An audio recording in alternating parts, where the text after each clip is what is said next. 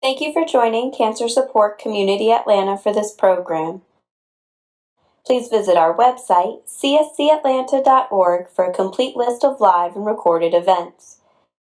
We invite you to sign up for our newsletter to stay connected to all future programs. Welcome, everybody. Thank you for joining me. I know Mike was advertised today, and I am his substitute teacher today, but I think we'll still have a really great time.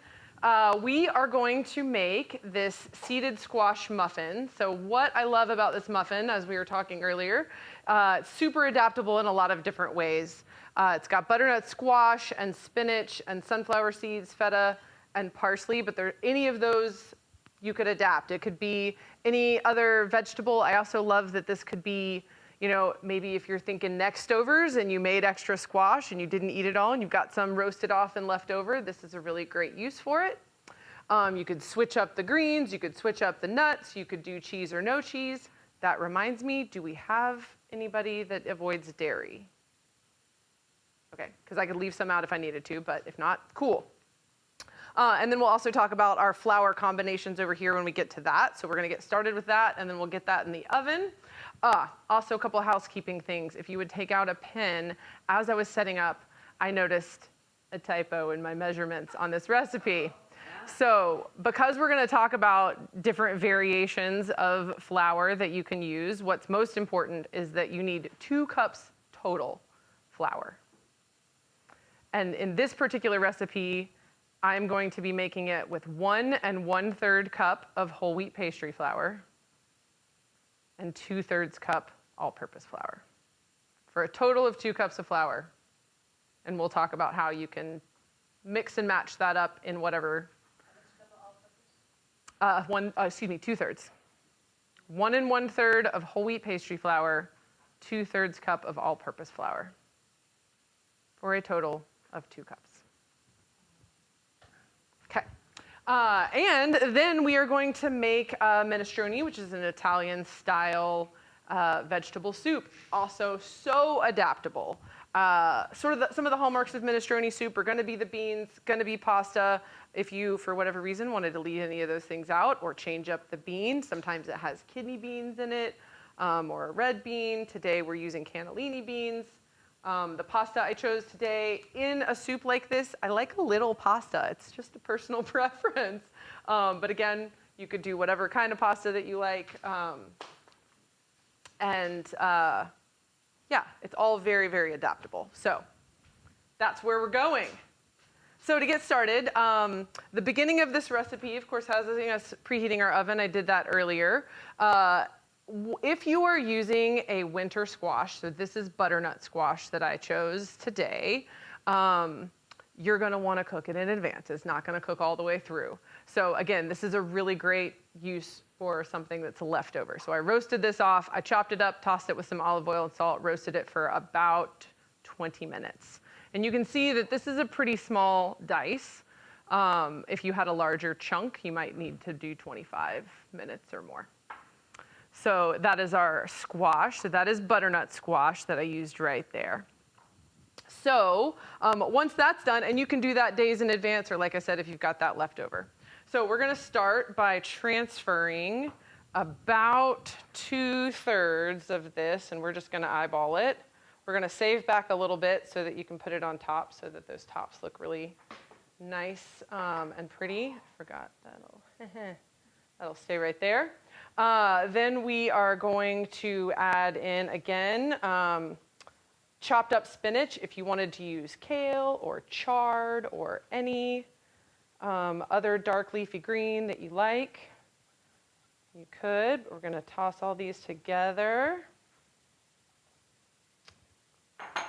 Then I've got 2 tablespoons of parsley. Again, I was thinking yesterday, I was like sage, rosemary, other greens or herbs could be really fun here. You could really go wild with herbs and spices in this preparation. So that's our parsley. Sunflower seeds. These are already toasted because I've never met a nut or a seed that didn't taste better with a little toast on it. I bought these, they were already toasted, but you could also, of course, toast your own. And again, pumpkin seeds would be fun here this time of year, going with the squash. If you saved the seeds from your squash and toasted those up, that could be fun here too. You can go wild. So that's our 1/4 cup of sunflower seeds. All right, so we're just gonna sort of give this a little toss, and then we're gonna add in our mustard. Wait, our feta. Again, feta could be left in, left out. You could go Parmesan or any other sort of hard, kind of salty cheese. Some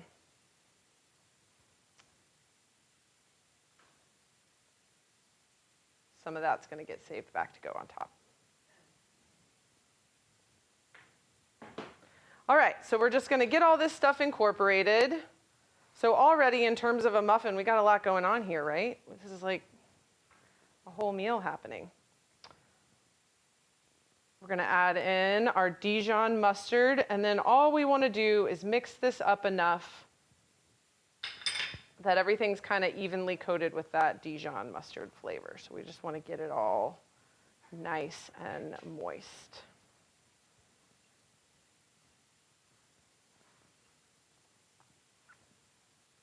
All right, so that's fairly well mixed in, so nobody gets a big giant bite of mustard.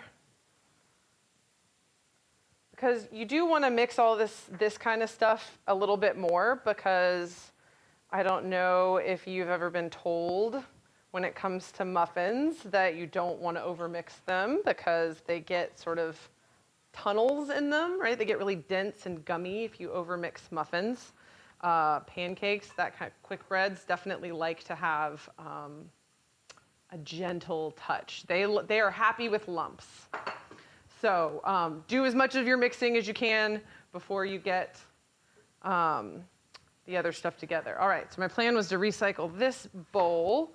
When it comes to milk, it says 2/3 cup of milk. I'm using coconut milk today because just in case we had somebody that was dairy-free, I wanted to have an alternative. You can use plain old whatever kind of milk you like.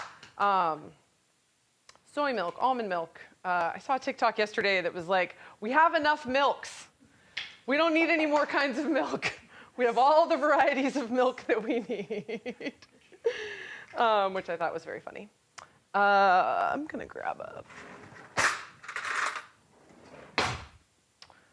fork here, and we just want to get all of this incorporated enough so that it's one homogeneous mixture. Yogurt could probably be used in here as well.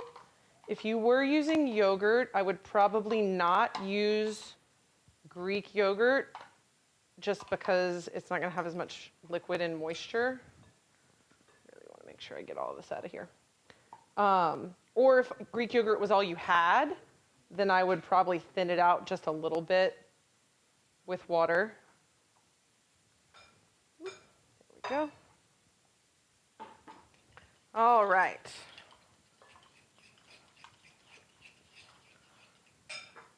So now we're going to add our eggs and milk on in there.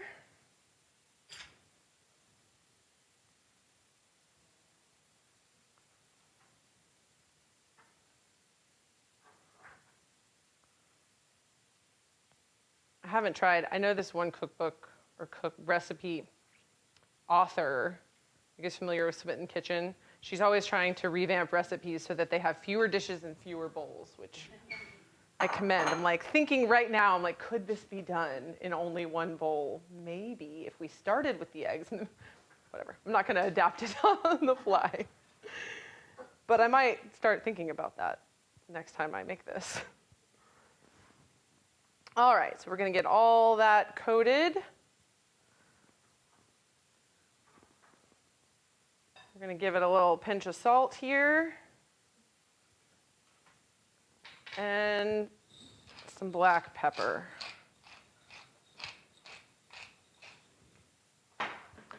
Okay. Looks good. So let's talk about flour. Today I have chosen to do this with whole wheat pastry flour and all-purpose flour. I mostly wanted to talk to you guys about all-purpose or whole wheat pastry flour. If you've never used it before, it's a nice way to get some more whole wheat in your life without having to feel like you have to eat something that is virtuous but doesn't taste good, right? It is. So the difference is the variety of wheat that they use. So all-purpose flour is made with a hard red winter wheat. I'm not a wheat farmer, but that's just the variety of wheat, and it's got a decently high gluten content in it. Now, pastry flour, just regular pastry flour, is made with a soft white summer wheat, and it doesn't have as much gluten in it. So it's more tender and delicate, and it's called pastry flour because it's good for things, pastry-like things, right? So cakes and muffins and pastries and whatnot. Confections, if you will. So all-purpose flour, of course, the reason that we even make all-purpose flour is because we've taken that wheat and we've polished off all that outside bran, right? And then we ground it up into flour. Why did we do that? Because that bran is very dense, right? And from a flavor standpoint and a texture standpoint, taking all of that bran away is just going to give us with that soft, tender, tasty, delicate cake, our Wonder Bread sort of experience, right? And while that is delicious, if that is the only, type of flour that we're ever consuming, we're losing all of those beautiful fiber and vitamins and minerals. So if you just use all-purpose flour, right, most of the time flour is enriched. When it's enriched, that's because they're adding back the vitamins and minerals that we took away by taking all of that outside bran and wheat germ away. So should you never eat white flour? You can eat white flour, right? Like it's fine, especially if it's enriched. It's got some of those vitamins and minerals added back, but it's just not going to have as much fiber in it for sure. And so I am here as your culinary dietitian chef telling you that from a culinary standpoint, there are some applications where this is just going to be tastier. I'm not going to stand up here and tell you that whole wheat flour in your birthday cake is going to be delicious. It's going to be really dense. That's just how it is. But whole wheat pastry flour in some applications might be a really nice option for you because if you look at it, okay, it looks really similar to white flour, right? But we haven't taken away any of that wheat germ, any of that bran, any of that fiber. It's all still in there, right? So I went ahead and measured this out. This is our 1 1/3 cup of whole wheat pastry flour. I'll put that to the side. And then you'll see when I put the white flour on top of it, the difference in the color. Okay, so I also wanted to talk a little bit about measuring flour in particular. Can you stick this in here and scoop it like this and scrape it off and have a fine result? Maybe. Depends on what you're making. Some people are like, yes, absolutely. Some people are like, oh, blasphemy, please don't do that. Right, so again, if you're making something where you're ultimately gonna have to feel the dough and the humidity in the room and you gotta do it by feel and you're making bread and you're sprinkling flour all over everything anyways, probably not. You probably don't need to measure things so carefully. If you were a professional baker, are you gonna do this at all? No, you're gonna use a scale. But if you are making something that is just baking in general, best practice when it comes to baking is to measure your flour by scooping it with a spoon into your dry measuring cup. So dry measuring cup, this is a wet measuring cup, right? It's got a spout to pour. This is a dry measuring cup so that we can make a nice flat top.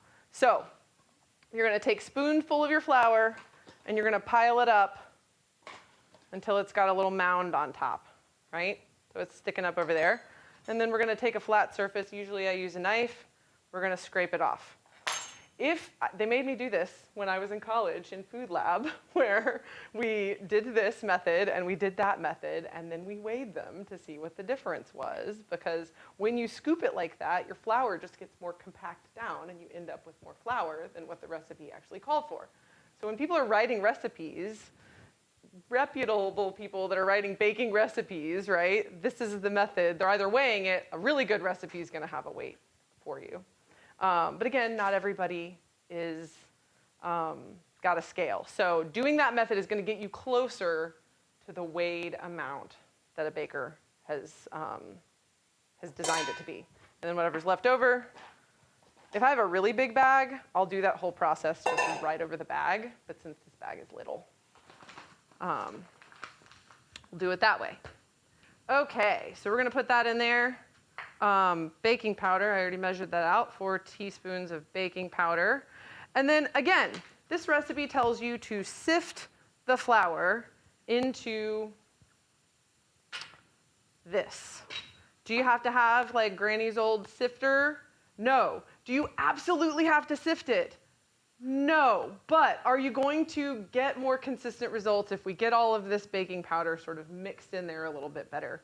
Yes, you will. You'll have just more even results. It's kind of one of those situations where like the more you do it, you'll sort of start to notice. Can you scoop it in and not sift your flour and have a fine muffin? Yes.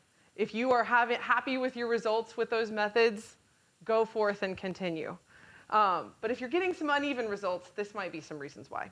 Okay, so I don't have Granny's old flour sifter, and honestly, that in my mind has only one purpose, and this in my kitchen has many more purposes than just that one thing. So I don't keep the twisty metal spinny flour sifter. I use this one.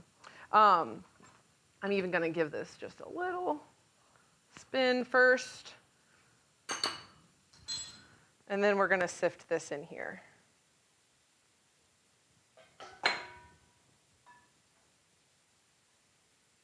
And that's just sort of getting everything much more evenly mixed up. And you'll even see if I was using whole wheat flour, you'd have a pile of bran and germ. Depending on how thick your mesh strainer is, you might have a bunch of little pieces in there. If I wanted to keep them, dump them right in there. What is cake flour? Pastry flour, cake flour, same thing. So, yeah, that's going to be based on the variety of wheat that they are grinding up. Now, regular cake flour is going to be refined. So it's going to have that bran and that wheat polished, bran and germ polished off of it. Whereas this is basically like whole wheat cake flour. You'll never see it marketed that way. I've never seen it written on a label that way, but that's what it is essentially. Yeah? Back to the different types of flour. Yeah.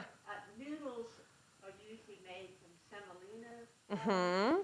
How does that compare, when you're talking about how they process it and how healthy it is, how does that compare to these others? Sure. So it also is a refined flour where they've taken the germ and the bran off. Unless they're making whole wheat pasta or you're making whole wheat pasta, which I don't know. I've never looked, but I don't know that I've ever seen whole wheat semolina before. It might exist, but it's not readily available. Good question, though. Okay. I feel like I cannot make something without referencing the Schitt's Creek TV show Fold in the Cheese reference. If you know, you know. But we're about to talk about folding. If not, go look it up. So when we're mixing up a muffin, right, we want to get it just to the point that we're not seeing big masses of dry flour. And so a fold basically is like a scrape around the edge and we're turning it over, right? And we want to just go easy and see how we can get it incorporated with as few strokes as possible. This is a relatively dry batter, so it's going to be more like cookie dough.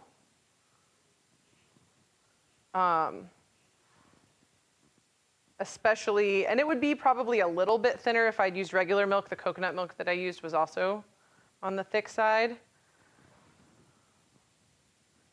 Just make sure we don't have any big,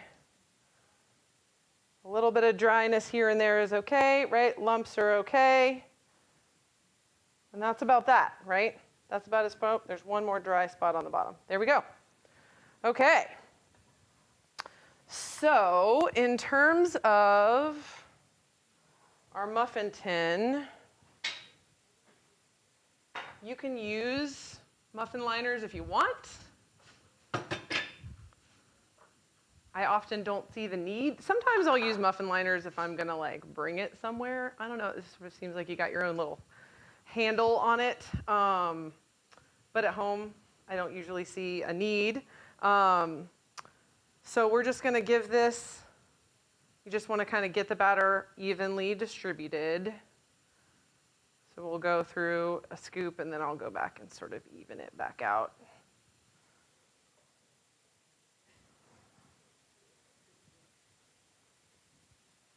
And it almost feels like this pan is bigger than my pan at home. I feel like my scoops, or maybe I think this morning I was using 1/4 of a cup and this is 1/3 cup. So the point is we want to even it back out. And they should rise pretty decently.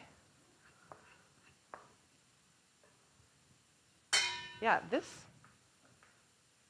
think the pan I have at home it's new. And I think it's smaller. Yeah, but we're gonna even it all out. I think the recipe actually says to fill it like 2/3 cup, 3/4 of the way full, which in my little bitty muffin tin this morning, I was like, these are really full. There we go. That's pretty even. And we'll make sure we use all of this.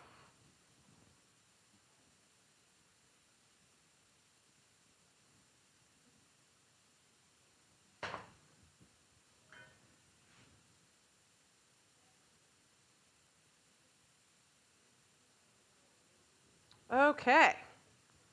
And then we're just going to finish off the top with a little of these. Give it a really lovely presentation.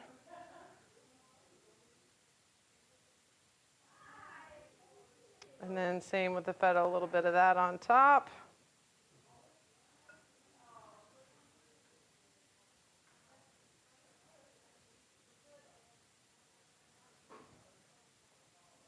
There we go.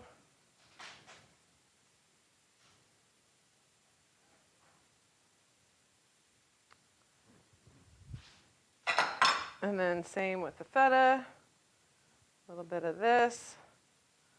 Finish everybody off.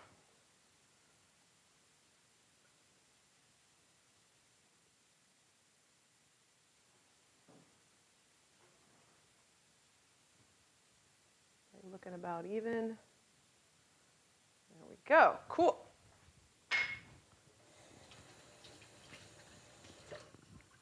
All right, oven is preheated. Every oven is a little bit different. My oven this morning, it took 20 minutes, but we're still going to start with 15. Set a timer for 15 minutes.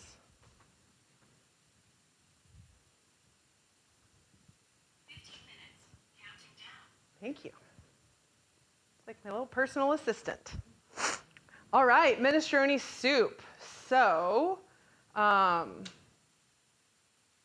here we go. We're going to do a little bit of prep. So this is again so variable based on what you have around and what is in season. So we'll start with some onion. We'll do a little veg prep here.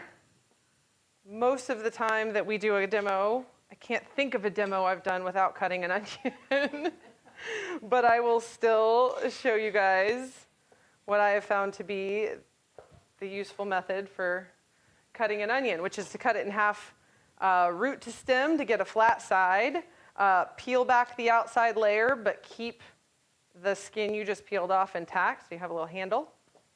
And then cut along those lines, roughly, that you see running down. Now, some people will go this way as well.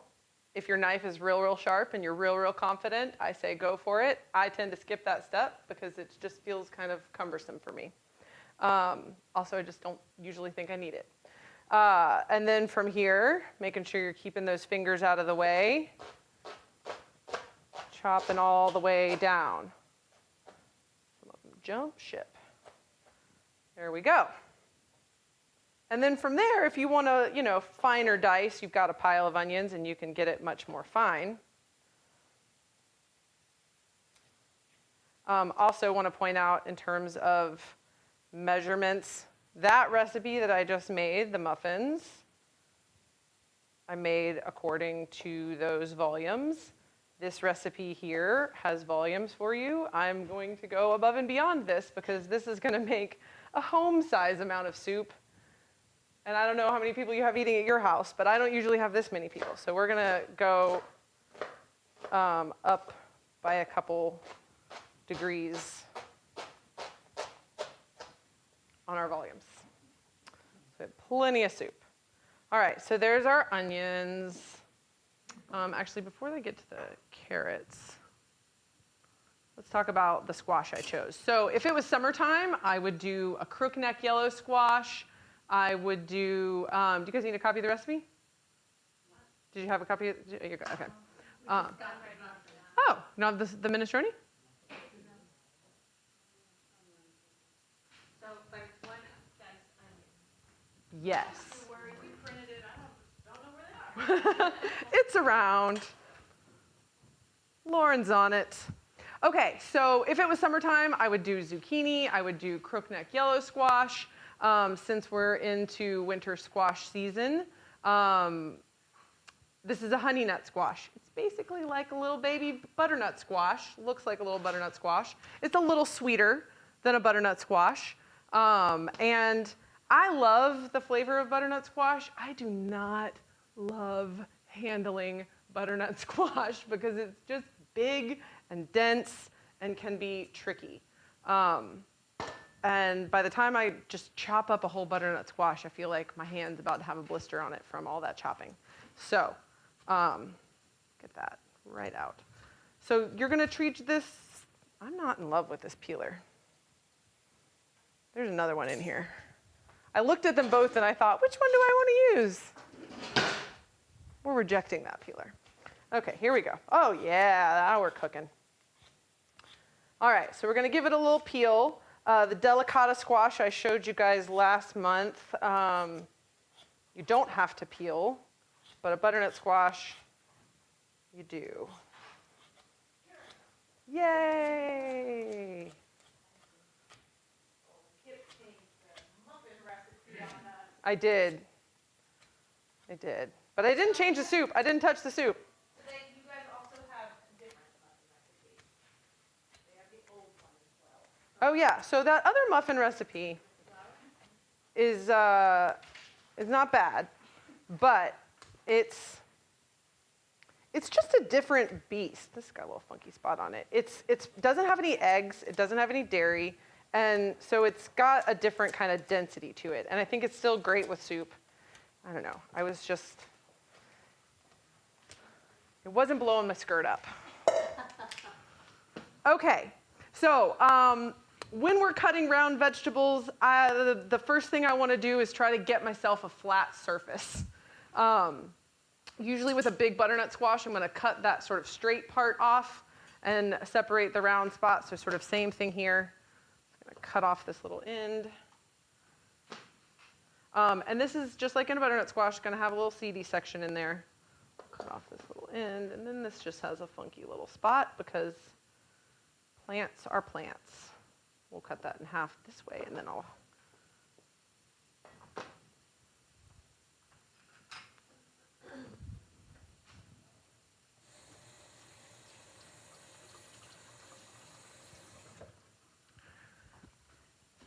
Okay, so yeah, you can totally save these seeds. These are probably not quite enough seeds for me to do much with today, so I'm gonna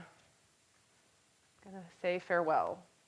But I do like eating roasted pumpkin seeds and squash seeds, and these, from all these different winter squash, taste just like pumpkin seeds that you would roast when you're carving your jack-o'-lantern.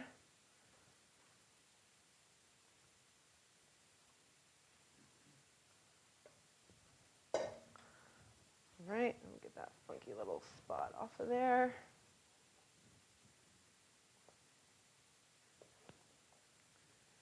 All right, and then we're just gonna, now we've got a flat spot, so we'll just give it a little dice.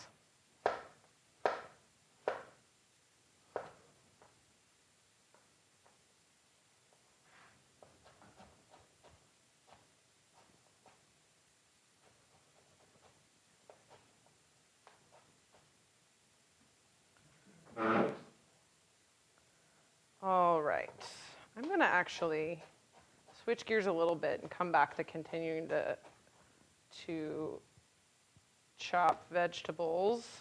But we're gonna go ahead and get our soup really going. I wanted to leave that squash whole so you could see what it looked like before I chopped it up. So let's go ahead and get into the recipe, and while everything's starting, I can continue chopping.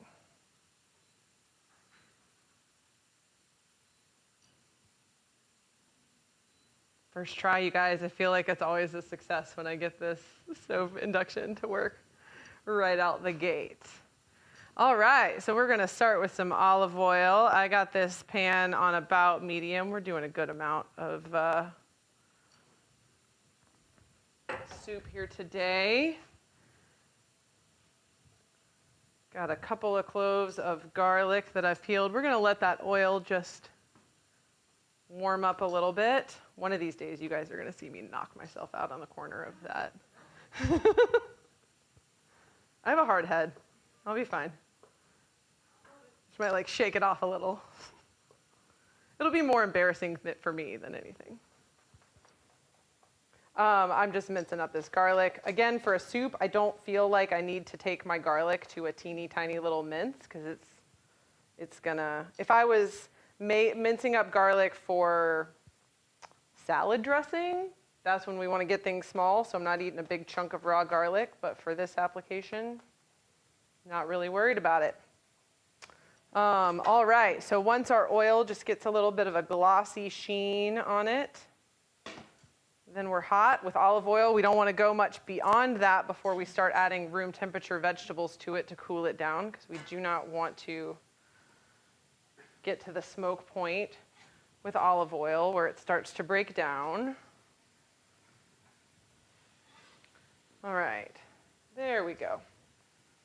All right, carrots. I don't peel my carrots. If you like peeling your carrots, peel your carrots. I wash my carrots, for sure. These are organic carrots, if that matters to you.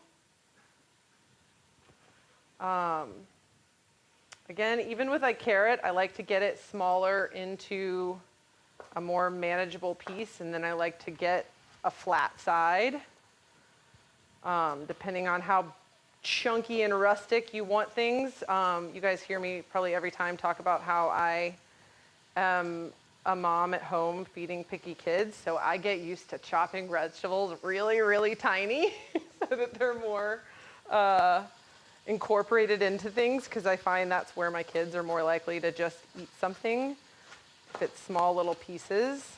But if you want to either A, don't like chopping, and B, like a bigger, chunkier soup, do what you like. All right, we're going to put these right in the pot as we go.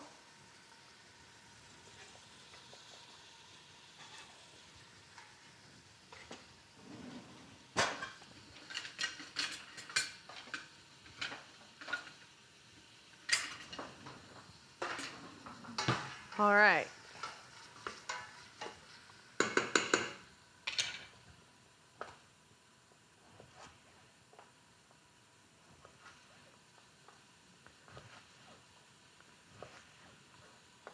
Most soups, I love making double, triple batches.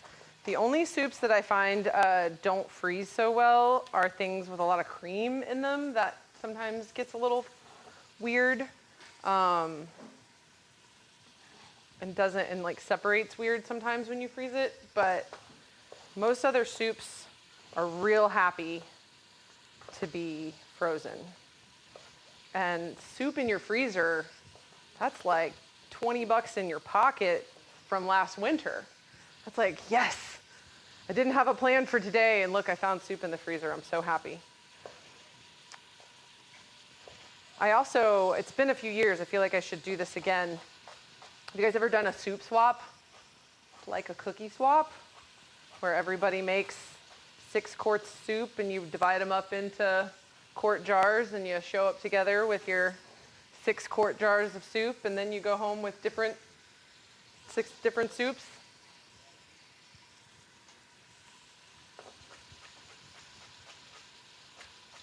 I also recently heard about a supper club, or like maybe it was a group of moms or something that was making a big batch of whatever for dinner. It was like a group of 5 or 6 of them, and then they all divided it all up and shared, so you only had to make one big batch of something, but then you got to share your meals and only have to do the one big thing. I love all of that sort of communal food stuff. Okay, so back to this squash. Wanted that to get underway. We don't want things to get real browned in there. Especially, there's enough other liquid in there coming out of those vegetables that my garlic's not going to get browned. But before you add actual liquid, you do want to keep an eye on garlic. It's usually fine if it's hanging out with onions and carrots, because they have enough moisture to keep it from burning. But, burnt garlic just doesn't taste good.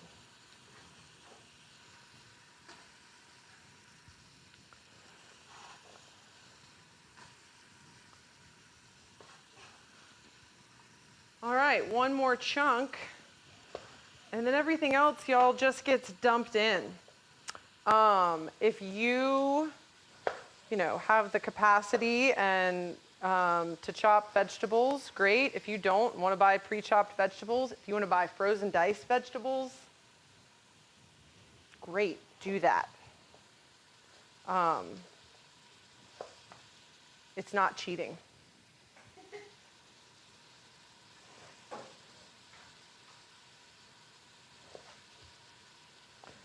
Sometimes I feel like people are in 2 camps. They're in I find chopping to be zen and meditative, or I find chopping to be an entirely horrible chore. Is there anybody that's not in one of those 2 camps here? Yeah, everybody's one or the other. Who are the zen meditative choppers? Yeah, okay. Almost half and half. And then everybody else is like, oh, I'm going to buy it pre-chopped. Right, chop it ahead. Yeah, if you're having a real good, groovy, I'm just grooving it out chopping day, or you got a deal at the farmer's market on a whole lot of something that needs to be chopped up. I can go either way. Actually, it kind of depends on how much capacity I have. Bless her heart, and I mean this in the very southern sense. My children's grandmother, after my son was born, got real excited when she went to the Cab Farmers Market and saw a case of mangoes on sale. So she bought us a case of mangoes. And I was like, I have an infant at home. What am I going to do with a case of mangoes? I can only eat so many mangoes. And, but then I felt like I had to not waste them. And so I very bitterly chopped all of those mangoes. And I was real mad at her. People would come and bring us food, and I would be like, would you like a mango? True story. She's a very sweet lady, and I just don't think she was thinking. All right, so it's been 15 minutes. These do have a little browning on them. We're going to stick something in here and see. Oh, yeah, see? Looking good. All right, we're just going to let those hang out. I'm going to tell my watch to chill out. I'm going to turn off the oven. We're going to put these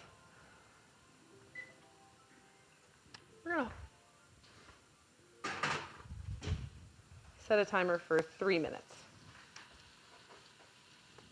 3 minutes. Counting down. I don't want to cook those more, but I do kind of want to knock the chill off of them.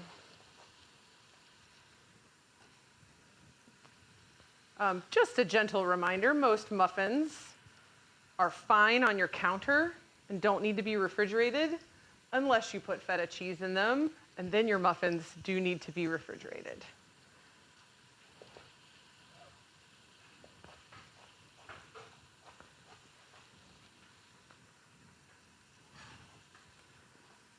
All right. There's one little funky spot on there.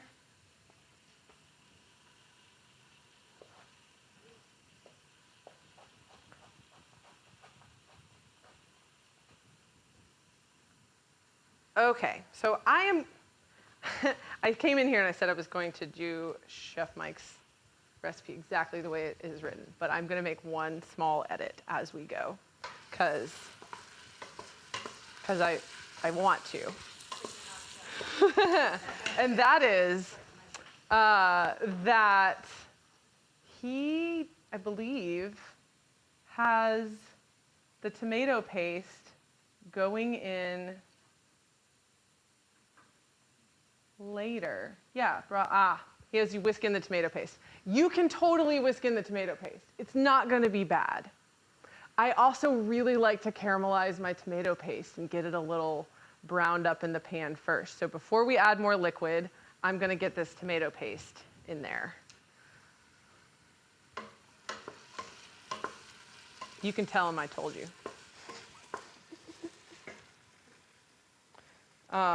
And I'm just going to eyeball this. But it just gets a much more like deep, creamy, savory. You guys have heard me talk about umami. You know what has a lot of umami? Tomatoes, for sure. Tomato paste is just concentrated. I use a lot of tomato paste in my cooking, so you guys have probably heard me talk about what do you guys do with your leftover tomato paste? Because if you don't have it in a tube, if you have it in the can, how many recipes call for a whole can of tomato paste? Not many. So everybody's got their own tips for what you do with the leftovers. What do you guys do? Freeze it. You freeze it? Ice Yeah. In ice cube trays, okay. Yeah. I also freeze mine. Well, I used to freeze mine. Some of you guys have probably heard Lauren knows what I do now. My crazy little children will eat this like it's a can of frosting. If you hand my daughter a spoon and a can of tomato paste, she will just eat it. So I just give it to her now. I should have brought it first. It's a little treat. Right. How long can it stay in the fridge for if you've opened it?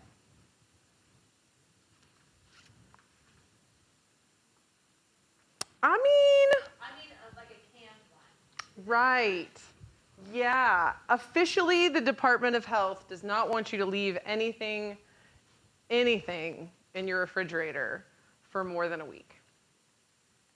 Now, okay, that's not entirely true. Mustard, salad dressing, things like that have preservatives.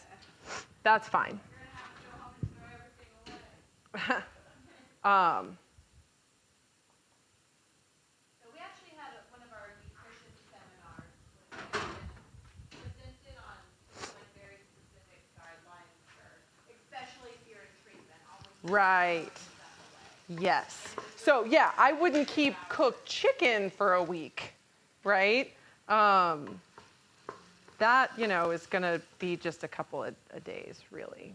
But so in the hospital, we do not keep anything. I mean, again, mustard, things with preservatives are fine, but 5 days is the maximum for anything. But officially, the Georgia Food Code says 7 days. And that's assuming that you've kept it under very good temperature control from start to finish. If it sat out on your counter for an hour, right, or you cooked it and had it left over for dinner, then you're sort of cutting into that time that it wasn't under good temperature control. All right, so sun-dried tomatoes, we're gonna add those in. You could totally make minestrone with canned tomatoes or with fresh tomatoes. This particular preparation is using it in the form of sun-dried tomatoes and tomato paste. And then, yeah, everything else we are dumping in. So we're going to do our cannellini beans.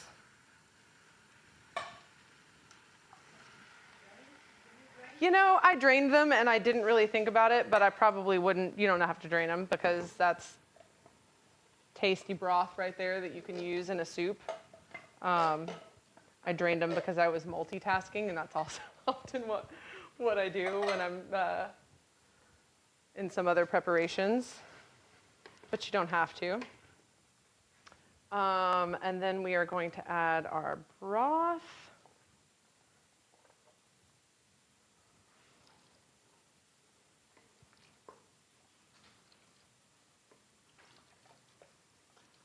And we're going to, I'm going to put this whole container of broth, and then we're going to see how we feel about that amount of broth, and I might add a little bit more.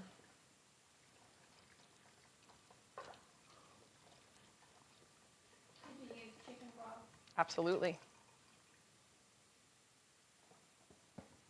I often tend to keep a can of this around more often than this, because once you open this, timer's on, whereas this will last a lot longer. You know, the date on this one is January 31st, 2024. So we'll keep an eye on this particular one. This one's the one that's been open in there for a while, so this could have been a year old even. How long do they last in the fridge? This, when it's open, I wouldn't keep it for more than 5 days. Or freeze it. Freeze it. Your freezer is a very good tool when it comes to keeping food safe. And yeah. Okay, so we're going to crank the heat up on this and get it up to a boil.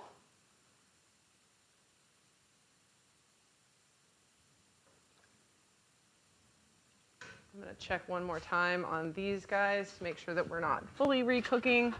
Oh yeah, things are just warm in here right now. So we're going to put that on warm. Cool. We're going to put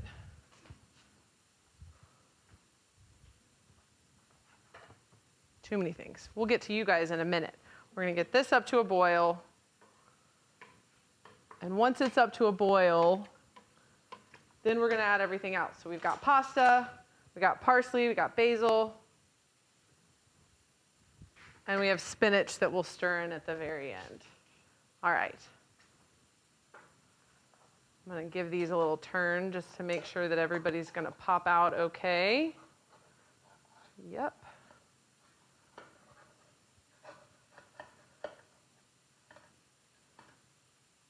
Yep.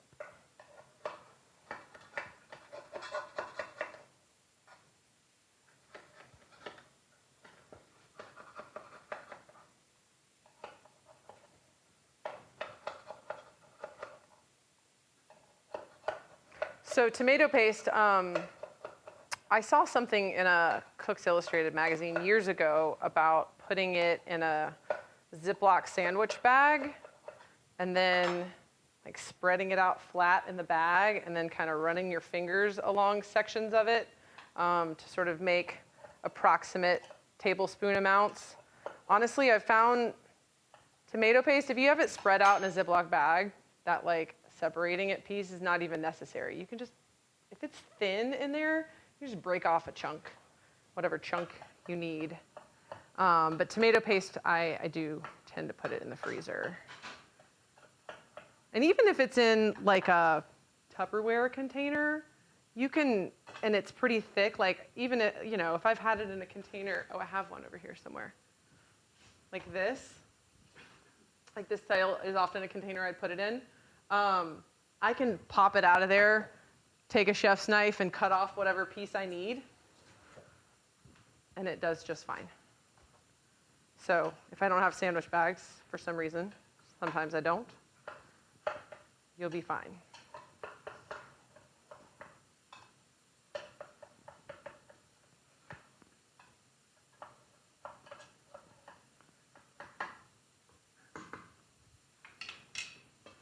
almost boiling over there, but we'll give it a little help.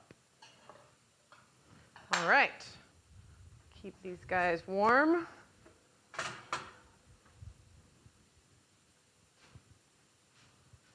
Okay. Almost boiling, almost boiling. Butternut squash, in you go.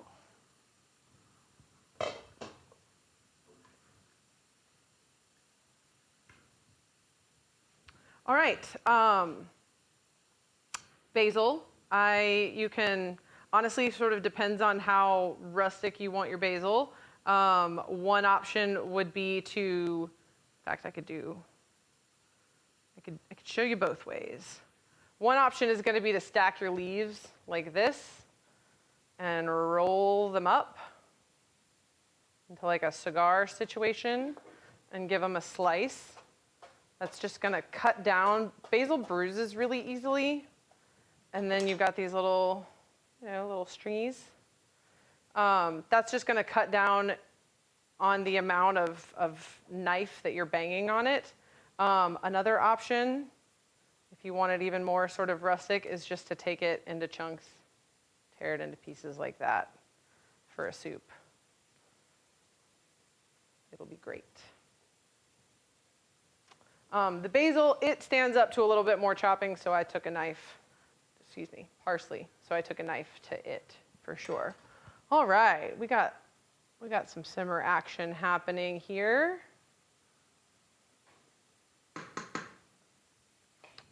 So let's go ahead. I'm not going to put this whole container of pasta in here. We're going to do about half a cup. In this kind of soup, I'm not trying to make, chili mac. I think the other thing about pasta in a soup like this is over time, the pasta, that's another reason why I like the small pasta, it's going to continue to absorb water. So some people, if I'm doing just a little bit like this, it's not going to bother me so much. Often in like a chicken noodle soup, I'll even wait and keep the noodles separated and add them if you want a more al dente experience with your leftovers. Of course, you can cook it. This particular one, so this is a whole wheat pasta. Whole wheat pastas come a long way, folks. It used to be really dense and funky, and some brands are better than others. You just kind of have to experiment and see what you like. This one came from Publix. I find this brand readily available at Publix, and it's pretty tasty. Set a timer for 8 minutes, which is what the bag told me. Counting down. Thanks, friend. Let's see. We haven't salted and peppered, so we'll do a little bit of that.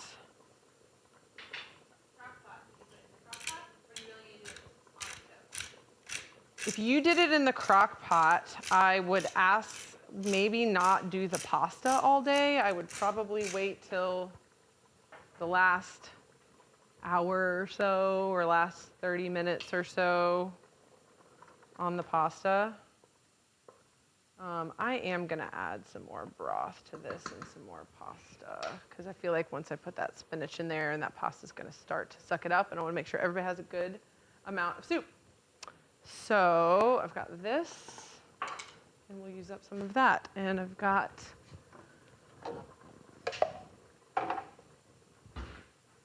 this.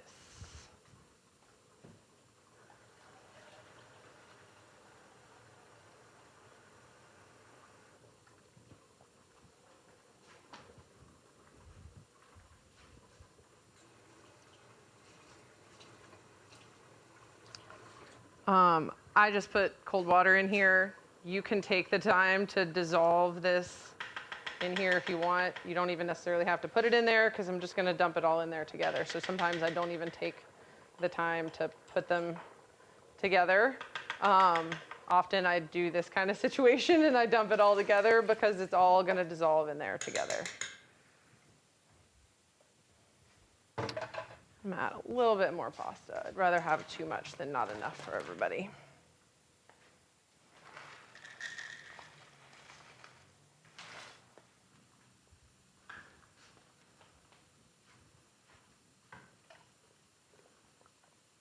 All right, so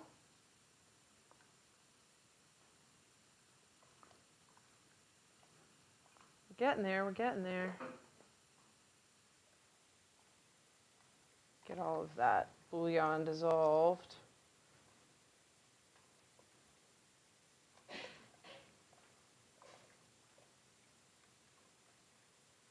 Minestrone, I really love. I mean, I love, you guys know, if you've heard me before, a little bit of a bean fanatic. So I feel like a bean in most things is just a great addition because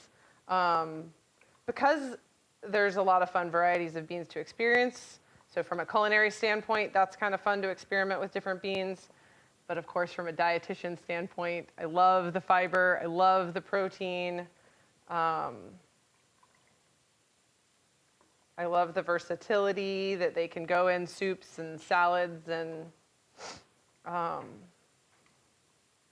baked goods like cupcakes at a gluten-free bakery. I really sold that earlier, right? Put some chickpeas in your cupcakes. We can have an appetizer of muffins if we want, or we can hang out and wait for soup. What do we want to do? Always ready to serve. Feeling muffiny or wait? You want to have a muffin? All right, let's start with a muffin.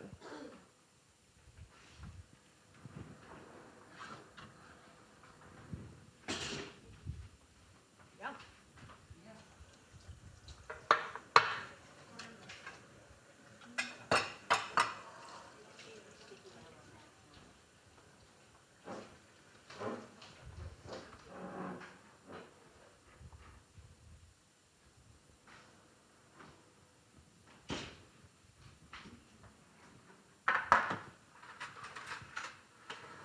This should all pop out of there fairly easily.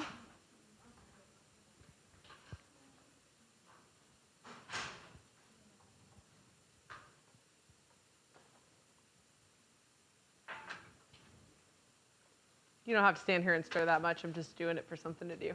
Have you had chickpea pasta? I have. I don't love it. Oh, But if you like it, great. I think it might have been a cold salad. Okay. Yeah, I think that's probably maybe a good application for it now that you mention it. I should try it again in a cold salad. I feel like in a soup or in a pasta dish, I was just not enamored. But it's been quite a few years. I haven't tried it in a while. When you mix your ingredients by weight, what units do you use? Good question. So often baking recipes are going to give you the units in grams. It's usually just what the recipe gives you. I've seen a few recipes where they give you things in ounces, but in terms of baking, it's just, grams are more specific and precise. And I find that folks who cook and write recipes for baking are very precise people. That's why they like baking. So yeah, it's just going to be, and most scales, if you have a kitchen scale at home, is going to be able to transfer back and forth with a mode between grams and ounces.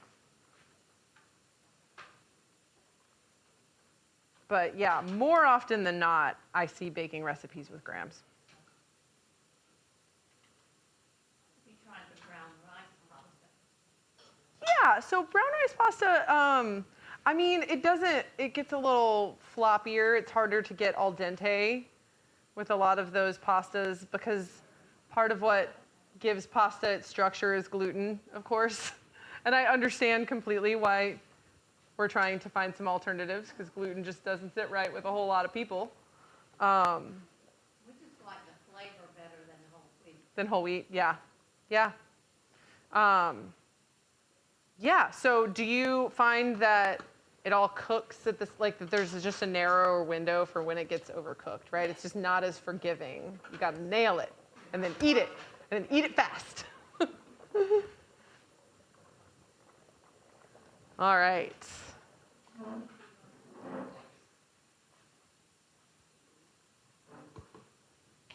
I'm gonna go ahead and just see how this is tasting seasoning wise, see if we need more salt or pepper.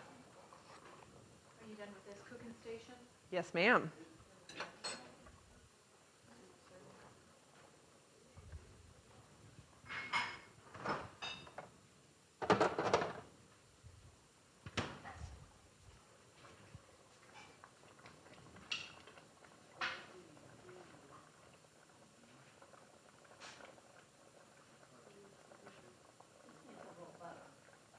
Do we have any butter? I don't know if we have any butter. I have some olive oil you could dip it in. It needs soup. It needs soup. I like what the feta brings to it. Mm-hmm. Some tang. Gosh, would you more feta, I wonder? I was thinking this morning about all the different like spice directions you could go with it, right? Yeah, if you wanted to totally take it in that. There's our 8 minutes. Let's see if our pasta is done in here and our other veg. Let's see.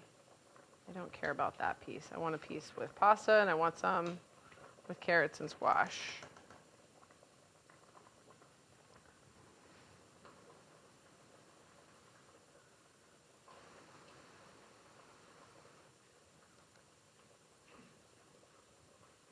Mm-hmm. Just a little molten lava soup on camera. Wait.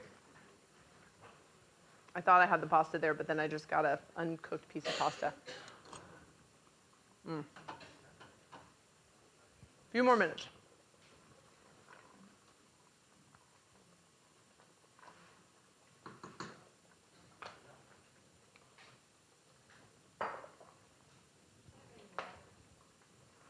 Water. Oh, outside around the corner. We have our water.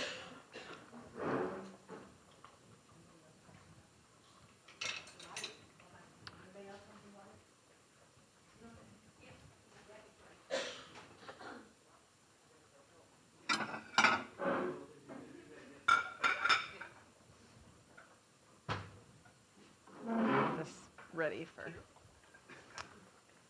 when we're done.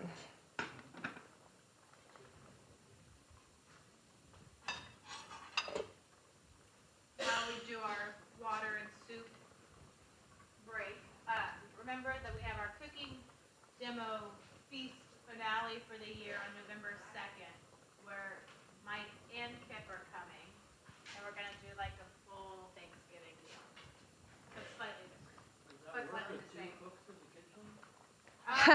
Thankfully, Are always in the kitchen together. we are, yes. I guess it depends on, yeah, which two cooks you're talking about. Yeah, we've been cooking together for a long time. And writing recipes together. Yeah, it'll be fun. And that's just next week, right? Isn't that amazing? I know. Halloween is next week? I know. And November is next week. Isn't that bonkers?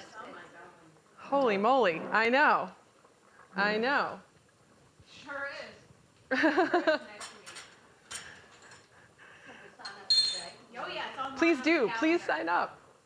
It's going to be fun. Register online. Whoop, next week. Okay. I know. I was kind of surprised when I sent you the recipe or the. I didn't think about it. I I thought know. about today, Uh-huh. then tomorrow, because tomorrow. Which means, so we were actually meeting on Friday about it, and some of those recipes have to be written because we were kind of like, we have notes about the plans, but we need to refine the plan. So yeah, that's gonna happen this week. I would love if the Department of Health would just come today and be done, and then we could focus on other things. Yeah, isn't that, I know. So yeah, we'll get you some recipes. I mean, if we need to cook a turkey, we can cook a turkey. I'm gonna turn this down just a little bit. All right, let's see. We're just waiting on you, pasta. It's because I added that extra at the end. All right, that piece has a little of everything.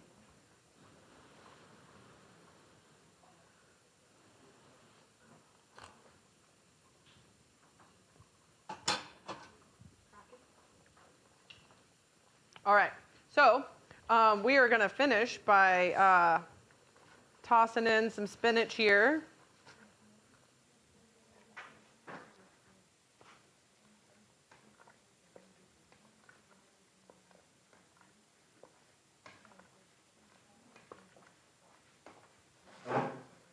And spinach, of course, cooks down a lot. Add just a little bit more water. I keep getting.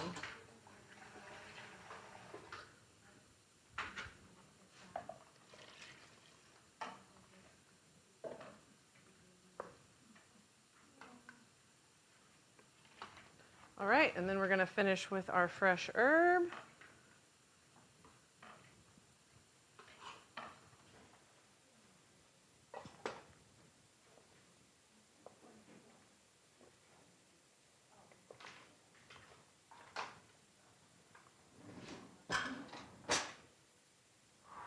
There it is. And just because I feel like I can't not, I feel like just a little splash of vinegar is going to get it all the way where I want it. Not enough that it's like tangy, but just enough that it's got a balanced acidity.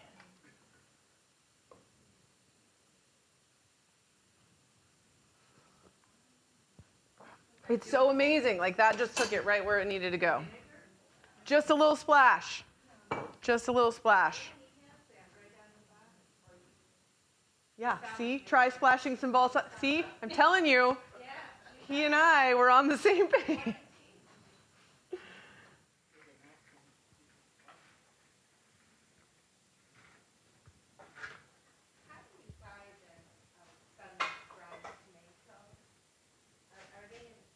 Thank you for joining Cancer Support Community Atlanta for this program.